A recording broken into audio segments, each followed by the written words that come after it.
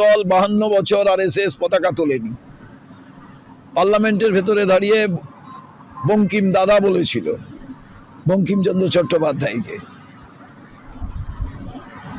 অমিত শাহ এসে কি বলে গেছে কলকাতা শহরে, বিদ্যাসাগরের মূর্তি ভাঙা থেকে কিছুই বাদ যায়নি।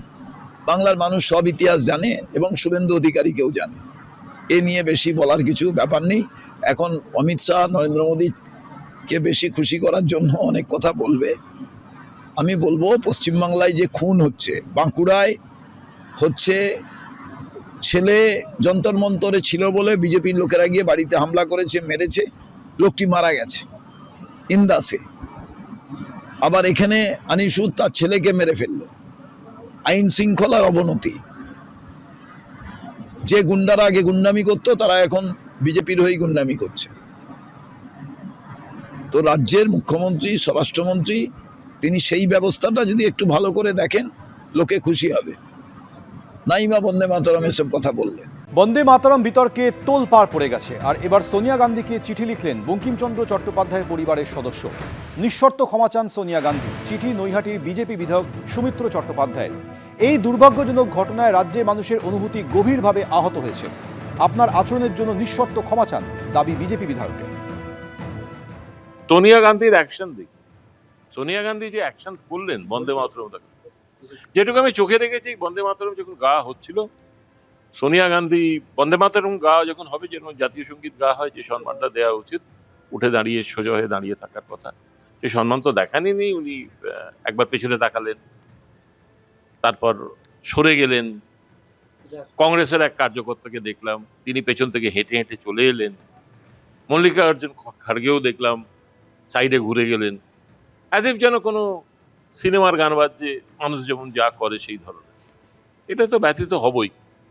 আর বারবার আমি একটা কথা বলছি, কংগ্রেসের একটা অ্যান্টি বেঙ্গলি ফিলিংস আছে। আজকে নেতাজি সুভাষ বোসকে তো কংগ্রেস অপমান করেছে, সেন্টিমেন্ট, সেটাকে সম্মান দেবার, সেটা তো আমরা করি।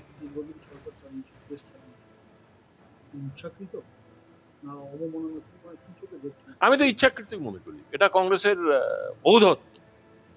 ঔদ্ধত্য। দল 52 বছর আরএসএস পতাকা তোলেনি, পার্লামেন্টের ভেতরে দাঁড়িয়ে বঙ্কিম দাদা বলেছিল বঙ্কিমচন্দ্র চট্টোপাধ্যায়কে। অমিত শাহ এসে কি বলে গেছে কলকাতা শহরে, বিদ্যাসাগরের মূর্তি ভাঙা থেকে কিছুই বাদ যায়নি।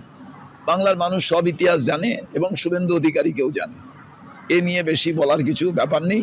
এখন অমিত শাহ নরেন্দ্র মোদীকে বেশি খুশি করার জন্য অনেক কথা বলবে। আমি বলবো, পশ্চিমবাংলায় যে খুন হচ্ছে, বাঁকুড়ায় হচ্ছে, ছেলে যন্তর মন্তরে ছিল বলে বিজেপির লোকেরা গিয়ে বাড়িতে হামলা করেছে, মেরেছে, লোকটি মারা গেছে ইন্দাসে।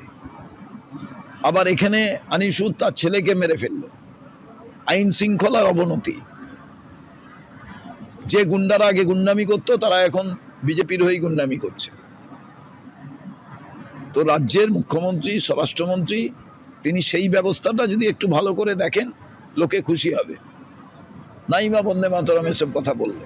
এবিপি আনন্দ, এগিয়ে থাকে, এগিয়ে রাখে।